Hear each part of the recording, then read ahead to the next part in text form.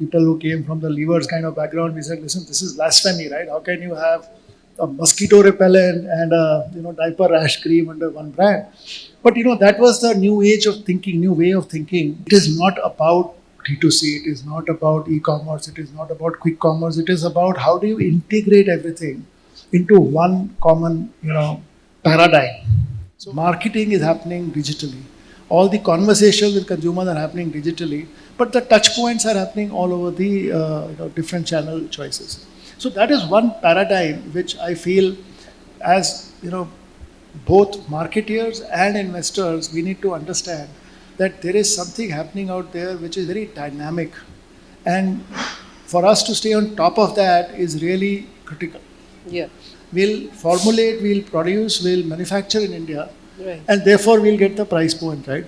Another great example. So that is another interesting, I would say, paradigm, that there is so much of white space in the market. Correct.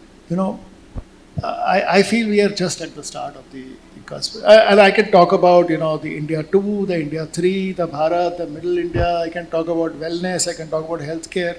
So, we are truly excited. I think we are blessed to be in a situation in a country like India where there is a demanding young consumer and so much of headroom for growing interesting brands.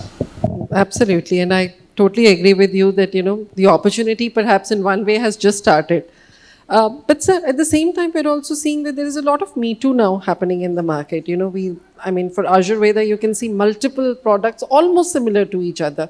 Now, how do we avoid this situation? Because we know ultimately in an industry, this will only lead to sort of the industry not pushing itself up, but going down with, too much competition. First of all, Me Too doesn't work. Yeah. So let's be honest, if you feel that, I can do another onion oil based whatever, serum or shampoo or something, then I'm saying it's a fool's paradise. And let's be honest about it. There is no mincing words about it. So therefore, how do we bring the disruption? I think what India has not seen enough of, and I believe there is huge opportunity, is true R&D based innovation.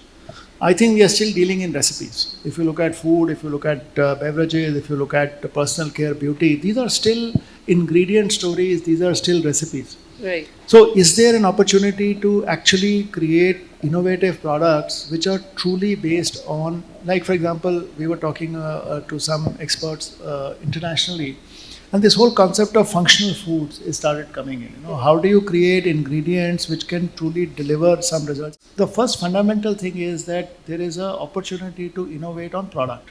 Right. I think the second fundamental thing is there is an opportunity to innovate on the business models. And there are two ways to do that. One is on the supply chain. Now we are finding that there is a huge aspirational demand coming up in the smaller towns in middle India and smaller India.